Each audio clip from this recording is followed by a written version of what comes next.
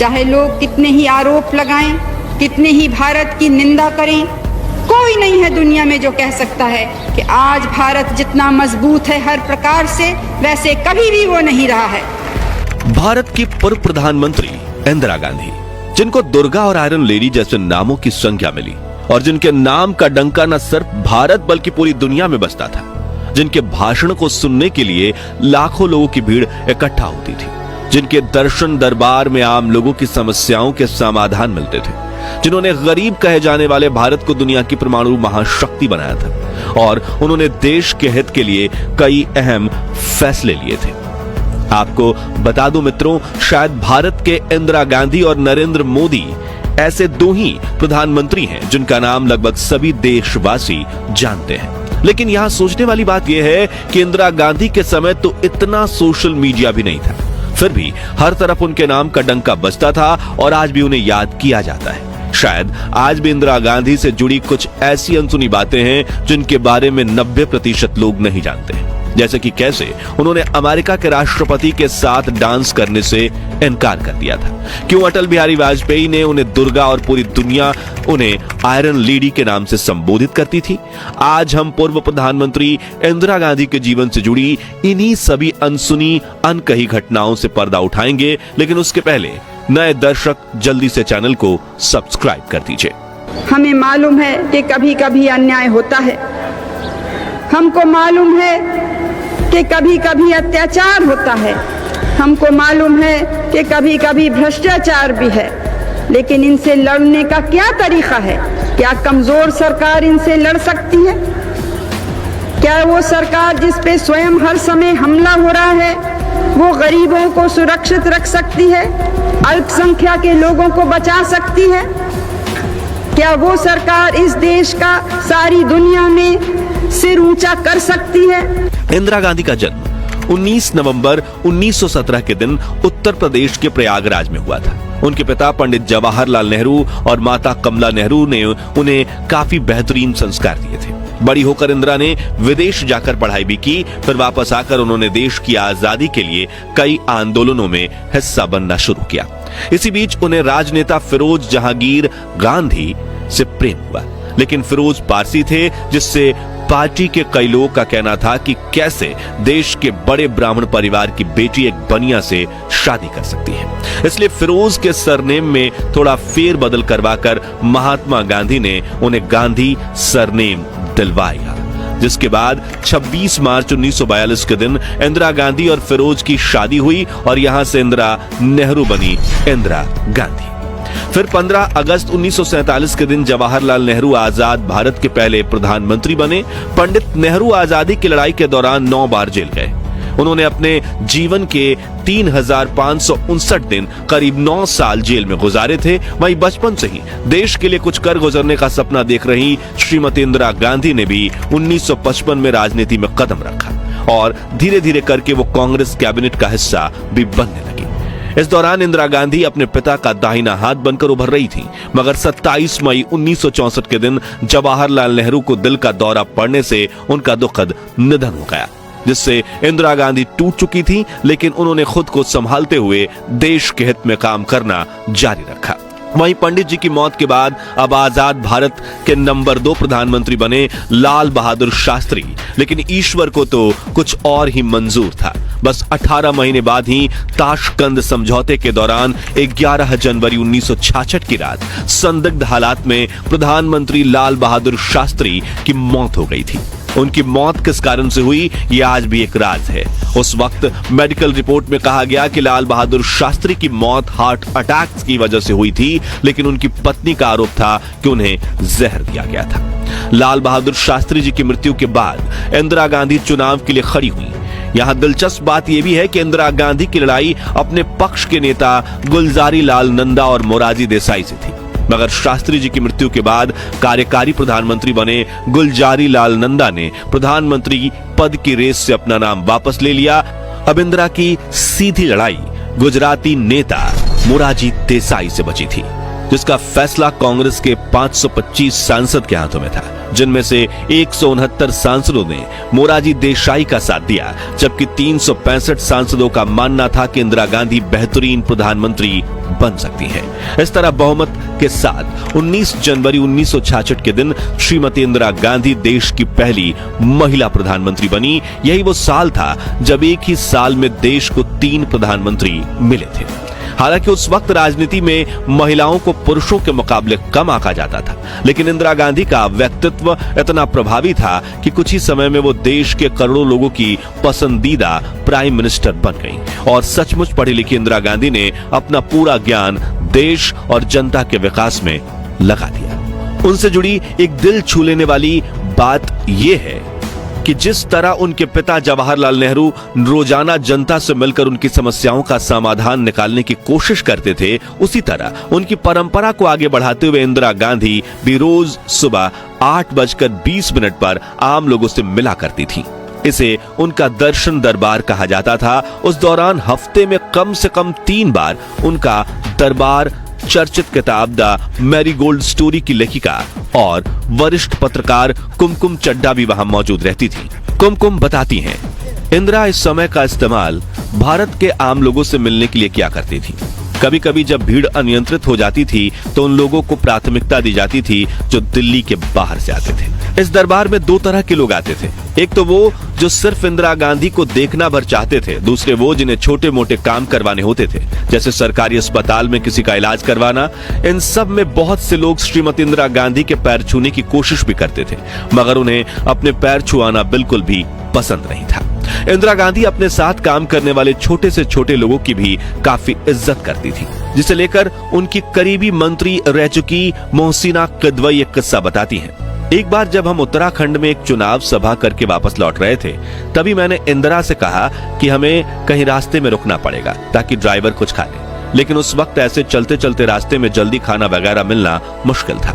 तो इंदिरा गांधी ने तुरंत अपना झोला टटोला और अपने पसंदीदा बिस्किट मारी बिस्किट का एक पैकेट निकाला। फिर उन्होंने एक बिस्किट के 4 टुकड़े किए और अपनी हथेली पर रखकर ड्राइवर से बोली, पहाड़ी रास्ता है, तुम गाड़ी चलाते रहो और एक एक बिस्कुट का टुकड़ा हथेली से उठाकर खाते रहो। इन्हीं कहानियों से आप अंदाजा लगा सकते हैं कि श्रीमती इंदिरा गांधी कितनी डाउन टू अर्थ थी। पिता नेहरू का गुस्सा तो पूरी दुनिया में मशहूर था, लेकिन थोड़ी देर में शांत होकर वो सब कुछ भूल जाते थे। लेकिन इंदिरा गांधी के साथ ऐसा नहीं होता था। वो लंबे समय तक और तो कई बार तो ताउम्र उन लोगों के प्रति गुस्सा रखती थी जिसको वो पसंद नहीं करती थी। उस व्यक्ति के प्रति वो बहुत उदासीन हो जाती थी। कहा जाता है कि जब भी सत्य का साथ देने की बात आती थी तो इंदिरा गांधी किसी से नहीं डरती थी और वो दूसरों से मिल रही निंदा का जवाब अपने अच्छे कार्यों से देती थी। यहां तक कि समाजवादी नेता राम मनोहर लोहिया ने इंदिरा को संसद में कई बार गूंगी गुड़िया तक कहा था, लेकिन उन्होंने इसका कोई उत्तर नहीं दिया, क्योंकि 1971 में उनका पूरा ध्यान भारत पाकिस्तान युद्ध में देश की रक्षा करने पर था, जिसके तुरंत बाद इंदिरा गांधी का ध्यान इस बात पर गया कि पूर्व पाकिस्तान में पाकिस्तानी सेना ही वहां की जनता पर जुल्म ढा रही है। वहां जो लोग अलग देश की मांग कर रहे हैं उन्हें चुप कराने के लिए हत्याकांड किया जा रहा है। तभी उन्होंने बड़ा फैसला लेते हुए पाकिस्तानी सेना की तुलना हिटलर की आर्मी से की और दुनिया के सामने ईस्ट पाकिस्तान को आजादी दिलवाने की बात रखी।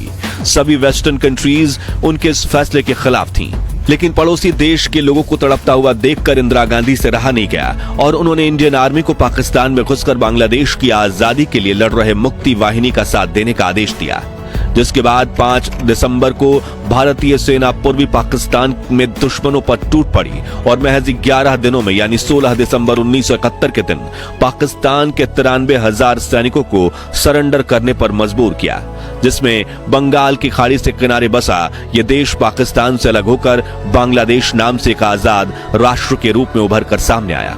इस वक्त श्रीमती इंदिरा गांधी का नाम देश विदेश में हर जगह गूंज रहा था।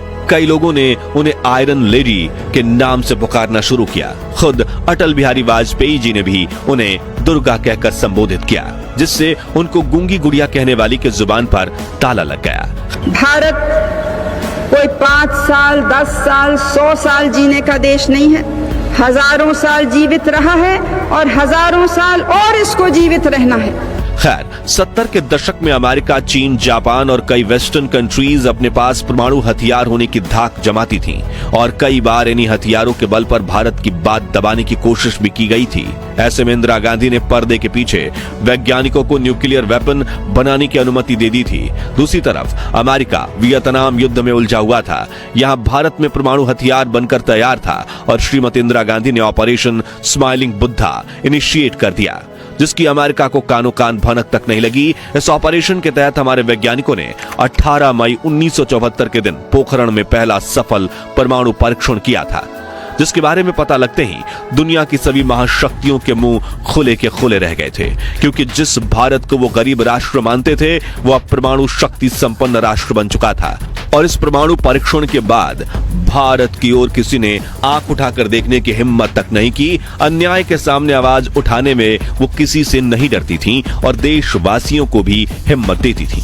देश के सामने बहुत से खतरे हैं, अंदरूनी कमजोरियां तो हैं ही हैं, बाहरी खतरे भी हैं। मैं आपको डराना नहीं चाहती हूं और मुझे यह भी मालूम है कि आप डरने वाले भी नहीं हैं। दोस्तों, इंदिरा गांधी भारत की पहली महिला प्रधानमंत्री थी, मगर वो चाहती थी कि लोग उनके जेंडर की वजह से नहीं बल्कि उनके कार्यों की वजह से उनकी रिस्पेक्ट करें। वो अपने हाथों में हमेशा पुरुषों की घड़ी पहनती थी जो मेड इन इंडिया होती थी और उन्हें किसी के मुंह से मैडम प्राइम मिनिस्टर सुनना तो बिल्कुल पसंद नहीं था। वो कहती थी कि मैं काम करते हुए अपने आप को महिला नहीं समझती। इसी से जुड़ा एक दिलचस्प किस्सा अमेरिका में भारत के राजदूत रह चुके बीके नेहरू अपनी किताब नाइस गाइज फिनिश सेकंड में बताते हैं कि प्रधानमंत्री बनने के बाद मार्च 1966 में जब इंदिरा गांधी पहली बार अमेरिका आई, तब मुझे प्रेसिडेंट लिंडन जॉनसन के करीबी जैक वेलेंटी का फोन आया, जिन्होंने बताया कि हमने हाल ही में एक पत्रिका पढ़ा है कि इंदिरा गांधी को पसंद नहीं कि कोई उन्हें मैडम कहकर पुकारे। तो राष्ट्रपति लिंडन जॉनसन पूछ रहे हैं कि जब वो इंदिरा गांधी से मिले तो उन्हें क्या कहकर संबोधित करें। जो सुनकर मैंने उनसे कहा कि मैं खुद पीएम इंदिरा गांधी से पूछकर बताता हूं। वो आगे लिखते हैं कि जब मैंने इंदिरा गांधी को बताया कि ये फोन किस कारण से आया था तो उन्होंने कहा कि राष्ट्रपति जॉनसन अगर चाहे तो मुझे सीधा प्रधानमंत्री कहकर ही बुला सकते हैं, अगर वो मुझे मिस्टर प्राइम मिनिस्टर कहें तब भी चलेगा, और उन्हें ये जरूर बता देना कि मेरे कैबिनेट के मंत्री मुझे सर कहकर भी पुकारते हैं। उसी यात्रा के दौरान जब व्हाइट हाउस में इंदिरा गांधी के लिए डिनर अरेंज किया गया, तब खाने के बाद प्रेसिडेंट जॉनसन ने उन्हें नृत्य करने के लिए आमंत्रित किया। जैसा कि आप सभी जानते हैं कि वेस्टर्न कल्चर में दो बड़ी हस्तियां एक दूसरे के सम्मान में कुछ पल डांस करते हैं। हालांकि इंदिरा गांधी अपने छात्र जीवन में पश्चिमी तरीके का बाल डांस किया भी करती थी, लेकिन उन्होंने बड़े ही विनम्र तरीके से प्रेसिडेंट जॉनसन के आमंत्रण को ये कहकर नकार दिया कि मेरे देशवासियों को यह पसंद नहीं आएगा कि उनकी प्रधानमंत्री किसी के साथ डांस करें। इंदिरा गांधी एक जननेता थी और आम लोगों से उनका कनेक्ट गजब का था। कांग्रेस नेता मोहसिना किदवई एक किस्सा सुनाती हैं। जब 1978 में आजमगढ़ उपचुनाव में उनका चुनाव प्रचार करने इंदिरा गांधी वहां गई थी, वो कहती हैं, उस जमाने में आजमगढ़ बहुत ही पिछड़ी हुई जगह थी और आज भी है, ना कोई रेस्तरां ना कोई खाने की जगह। मैंने इंदिरा जी के लिए सरकारी गेस्ट हाउस में कमरा बुक कराया था। जब हम वहां पहुंचे तो अटेंडेंट कमरा खोलने के लिए मना कर रहा था। उसने कहा कि यहाँ मंत्री जी ठहरेंगे, उनका हुक्म है कि कमरा किसी के लिए ना खोला जाए। वो कहती हैं कि जब कमरा खुलवाने की मेरी सारी कोशिशें नाकामयाब हो गई तो एक बार फिर से कहा, तुम्हें मालूम तो है मैं किसके रुकने के लिए कह रही हूं? वो बोला नहीं। जब मैंने कहा कि कार में इंदिरा गांधी बैठी हैं, जैसे उसने ये नाम सुना उसने लपक कर कमरे का दरवाजा खोला, मंत्री को एक भद्दी सी गाली दी और बोला नौकरी जाए तो जाए। इस तरह का प्यार था लोगों का इंदिरा गांधी के लिए। किसी कमरे से निकलने से पहले वो उस कमरे की लाइट जरूर ऑफ करती थी, वो भी अपने हाथों से। एक बार वो बाराबंकी की यात्रा पर थी, वो वॉशरूम में थी, तभी राष्ट्रपति फखरुद्दीन अली का फोन उनके लिए आया। उनके साथ गई मोहसिना किदवई ने दरवाजा खटखटाकर कहा कि उनके लिए राष्ट्रपति का फोन है। इंदिरा गांधी बाहर आई, लेकिन फोन लेने से पहले उन्होंने मोहसिना से कहा कि जाकर पहले वॉशरूम की लाइट बंद करें, जिसे वो जल्दी में बंद करना भूल गई हैं। मोहसिना कहती हैं कि मैं ये सुनकर स्तब्ध रह गई कि एक तरफ भारत का राष्ट्रपति टेलीफोन पर है और इंदिरा गांधी को चिंता है कि वॉशरूम की लाइट ऑफ हुई कि नहीं। श्रीमती इंदिरा गांधी ने अपने पहले कार्यकाल में प्रधानमंत्री पद संभालते समय सत्य और निष्ठा की शपथ ली थी, मगर साथियों वो दूसरी बार जब सत्ता में आई तो वो पूरी तरह से धार्मिक हो चली थी। दूसरी बार उन्होंने ईश्वर के नाम पर प्रधानमंत्री पद की शपथ ली। सन 1970 में अपनी हार के बाद उन्होंने बनारस के काशी विश्वनाथ मंदिर और संकट मोचन मंदिर में पूजा की। किताब Indira India's most powerful prime minister में लिखा है कि इस दौरान उन्होंने वैष्णव देवी के दर्शन किए और हेलीपैड से वहां तक का 2 किलोमीटर का रास्ता भी पैदल चलकर तय किया। अंबाजी मंदिर में उन्होंने पूरे 1 मिनट तक दंडवत होकर प्रार्थना की। सन 80 में संजय की मौत के बाद उन्होंने धार्मिक कार्यकलापों को बढ़ चढ़कर भाग लेना शुरू किया। उन दिनों जब सूर्य ग्रहण पड़ता था तो उन्होंने अपनी गर्भवती बहू मेनका गांधी को सूर्य ग्रहण देखने की अनुमति नहीं दी। उन्होंने तमाम उम्र अपने गले में रुद्राक्ष की माला पहनी। उनके घर के पूजा गृह में सभी देवताओं की मूर्तियों के अलावा गौतम बुद्ध, रामकृष्ण परमहंस की मूर्तियां और एक शंख रखा रहता था। धार्मिक मामलों में उनके सबसे बड़े सलाहकार कमलापति त्रिपाठी थे। कुमकुम चड्ढा अपनी किताब द मैरीगोल्ड स्टोरी में लिखती है कि एक बार नवरात्रि के मौके पर वरिष्ठ कांग्रेस नेता कमलापति त्रिपाठी ने उनसे 9 बालिकाओं के पैर धोकर उनका पानी पी जाने के लिए कहा। उन्होंने सवाल पूछा कि इससे वो कहीं बीमार तो नहीं पड़ जाएंगी, लेकिन शुरू में झिझकने के बाद विदेश में पढ़ी और फ्रेंच बोलने वाली इंदिरा गांधी ने ये रस्म भी पूरी की। इंदिरा को जेवर का कोई शौक नहीं था। हाँ, वो हाथों में पुरुषों की घड़ी जरूर पहनती थी, वो भी सरकारी कंपनी की। उनकी भारतीयता उनके कपड़ों में साफ झलकती थी। मार्च 1982 में जब लंदन के फेस्टिवल ऑफ इंडिया का आयोजन किया गया और शुरू में राष्ट्रगान बजा तो उनकी दोस्त रही पुलुल चेकर ने नोट किया कि उनकी आंखें नम हो गई थी। वो अपने राजनीतिक प्रतिद्वंदी मोरारजी देसाई को वो हमेशा मोरारजी भाई कहकर संबोधित करती थी और जज जीवन राम को उन्होंने हमेशा बाबूजी कहा। दक्षिण के चुनाव दौरे के दौरान या प्रचार करते करते रात हो जाती थी तो वो कार में बैठे बैठे अपने दोनों घुटनों के बीच टॉर्च रखकर जला लेती थी ताकि उनकी रोशनी उनके चेहरे पर पड़े और लोग अंधेरे में भी उनको देख सके। तो दोस्तों, आज के लिए बस इतना ही। मगर वो कौन सा कारण था जिसकी वजह से इंदिरा गांधी को इमरजेंसी लागू करनी पड़ी थी और क्यों की गई थी इंदिरा गांधी की हत्या? क्या वाकई में संजय गांधी ने अपनी मां इंदिरा गांधी को पार्टी में थप्पड़ मार दिया था या फिर सिर्फ विपक्ष की फैलाई यह एक अफवाह है? और क्या है संजय गांधी की मौत का सच? और क्यों संजय गांधी की मौत के सिर्फ 2 साल बाद ही इंदिरा ने अपनी बहू मेनका गांधी को घर से निकाल दिया था? अगर आप इन सवालों के जवाब चाहते हैं तो कमेंट बॉक्स में नेक्स्ट पार्ट या पार्ट 2 जरूर लिखिए। अगर आपको ये वीडियो पसंद आई हो तो इसे लाइक और शेयर जरूर कीजिए और ऐसी रोमांचक वीडियोस देखते रहने के लिए हमारे चैनल को सब्सक्राइब करके पास वाली घंटी जरूर बजा दीजिए। जय हिंद, जय भारत।